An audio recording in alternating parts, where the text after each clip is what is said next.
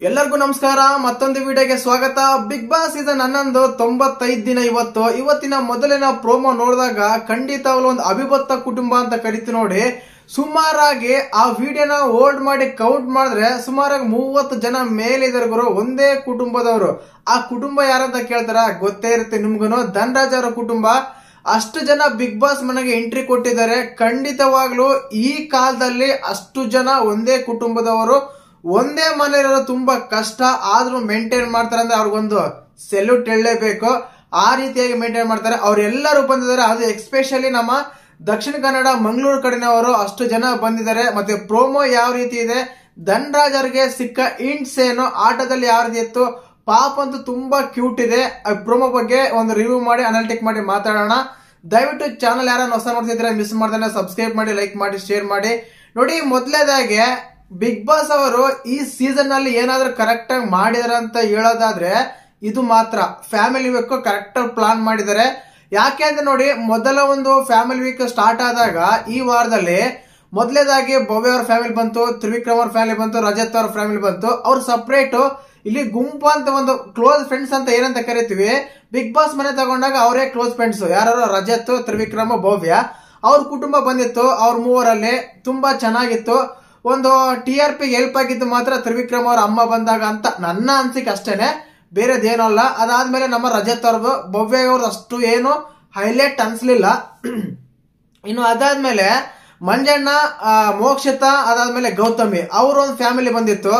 ಅವ್ರ ಫ್ಯಾಮಿಲಿನು ಹೈಲೈಟ್ ಅಂದ್ರೆ ನಮ್ಮ ಮೋಕ್ಷಿತಾ ಅವ್ರದ್ದು ಮತ್ತೆ ಮಂಜಣ್ಣ, ಮೂವತ್ತು ಚೆನ್ನಾಗಿತ್ತು ಅಂತ ಹೇಳ್ಬೋದು. ಇವ್ರದ್ದು ಮಾತ್ರ ಇವತ್ತು ಮಾತ್ರ ತುಂಬಾ ವೆರೈಟಿ ಇದೆ. ಉತ್ತರ ಕರ್ನಾಟಕ, ದಕ್ಷಿಣ ಕರ್ನಾಟಕ ಎರಡು ಕವರ್ ಮಾಡಿದ್ದಾರೆ. ಕಾರಣ ಅಂದ್ರೆ ನೋಡಿ, ದಕ್ಷಿಣ ಕನ್ನಡದಿಂದ ನಮ್ಮ ಧನರಾಜ್ ಕುಟುಂಬ ಬಂದಿದೆ. ತುಂಬಾ ಚೆನ್ನಾಗಿದೆ. ಪಾಪ ಅಂತೂ ಇದು ವೆರಿ ಕ್ಯೂಟ್ ಇದೆ ಗುರು. ಒಬ್ಬ ಎಷ್ಟು ಕ್ಯೂಟ್ ಇದೆ ಅಂದ್ರೆ, ಅವ್ರ ಪಾಪ ಡೆಲಿವರಿ ಆಗಿ ಅಂದ್ರೆ ಪಾಪ ಹುಟ್ಟಿದ ಮೇಲೆ 1 ತಿಂಗಳಲ್ಲೇನೆ ಮನೆ ಒಳಗೆ ಬಂದಿದ್ರಂತೆ. ಬಟ್ ಈಗ ಆಲ್ರೆಡಿ 4 ಮಂತ್ಸ್ ಆಗಿದೆ ಅಂತ ಹೇಳ್ತಾ ಇದಾರೆ. ತುಂಬಾ ಅಂದ್ರೆ ತುಂಬಾ ಕ್ಯೂಟ್ ಇದೆ. ಆ ಪಾಪನ ನೋಡಕ್ಕೆ, ಆ ಪಾಪನ ಎತ್ಕೊಳಕ್ಕೆ ಧನರಾಜ್ ತುಂಬಾ ಕಾತರದಿಂದ ಕಾಯ್ತಾ ಇದ್ರು. ಬಟ್ ಕೊನೆಗೂ ಅದು ಮಗಳ ಅಪ್ಪಿಗೆ ಸಿಕ್ಕಿದೆ, ಅಪ್ಪನಿಗೆ. ಆ ರೀತಿ ಇದೆ. ಪ್ರೋಮೋ ನೋಡಿದಾಗಂತ ವೆರಿ ಎಮೋಷನ್ ಅಂತ ಹೇಳ್ಬೋದು. ಕ್ಯೂಟ್, ಎಮೋಷನ್ ಎಲ್ಲಾನು ಕೂಡುತ್ತೆ. ಬಟ್ ಅವರ ಮಿಸಸ್ ಕಡೆಯಿಂದ ಆಟಕ್ಕೆ ಯಾವ ರೀತಿಯಾದ ಇಂಟ್ ಸಿಕ್ಕಿದೆ ಅಂದ್ರೆ ಖಂಡಿತವಾಗ್ಲೂ ತುಂಬಾನೇ ಇಂಟ್ ಸಿಕ್ಕಿದೆ. ಆಡೋ ರೀತಿ ಸರಿ ಇದೆ. ಮಾತಂತ ಬಂದಾಗ ಮಾತಾಡ್ಲೇಬೇಕು. ನೀವು ಲಾಸ್ಟ್ ವೀಕ್ ಅಲ್ಲಿ ಏನಾದ್ರೂ ಮಾತಾಡಿದ್ರೆ ಇನ್ನೂ ಚೆನ್ನಾಗಿರ್ತಾ ಇತ್ತು, ಬಟ್ ನೀವು ಮಾತಾಡಿಲ್ಲ ಅಂತೆಲ್ಲ ಹೇಳ್ತಾರೆ. ಬಟ್ ಐಶಿಗೆ ಒಂದು ಉತ್ತಮ ಕೊಟ್ಟಿದ್ದು ಎಲ್ಲರಿಗೂ ಬೇಜಾರಾಗಿತ್ತು. ಅದನ್ನೇ ಹಿಡ್ಕೊಂಡು ಪ್ರೋಮೋ ಕಟ್ ಮಾಡಿದ್ದಾರೆ. ಐಶಿಗೆ ಉತ್ತಮ ಕೊಡ್ತಾರೆ ಅಂದ್ರೆ ಐಶನ್ ಇಷ್ಟಪಡ್ತಾ ಇದಾರೆ ಹಾಗೆ ಅಂತ ಕಾಮಿಡಿ ಮಾಡ್ತಾ ಇದಾರೆ ಅಷ್ಟೇ. ಇನ್ನ ಕುಟುಂಬ ವಿಷಯಕ್ಕೆ ಬಂದ್ರೆ ತುಂಬಾ ಜನ ಬಂದರೆ, ನಾನು ಮೊದಲೇ ಹೇಳಿದೆ 30 ಜನ ಮೇಲೆ ಬಂದರೆ.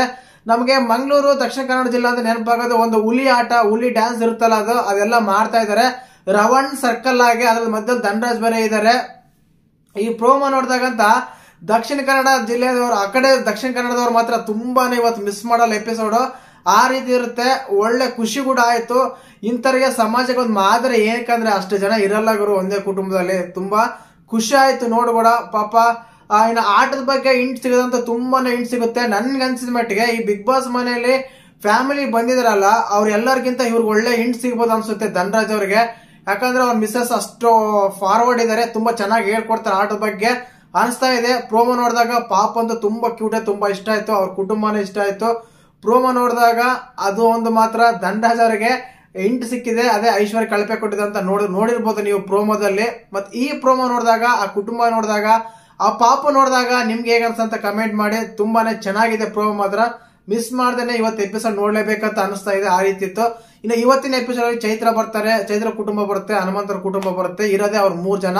ಕೊನೆಯಾಗಿ ಇವತ್ತು ಬಂದೇ ಬರ್ತಾರ ಅಂತ ಅನಿಸ್ತಾ ಇದೆ. ಬಂದೇ ಬರ್ತಾರೆ ಕೂಡ ಹೌದು. ಮತ್ತೆ ವಿಡಿಯೋ ಇಷ್ಟ ಆದ್ರೆ ಲೈಕ್ ಮಾಡಿ, ಶೇರ್ ಮಾಡಿ, ಸಬ್ಸ್ಕ್ರೈಬ್ ಮಾಡಿ.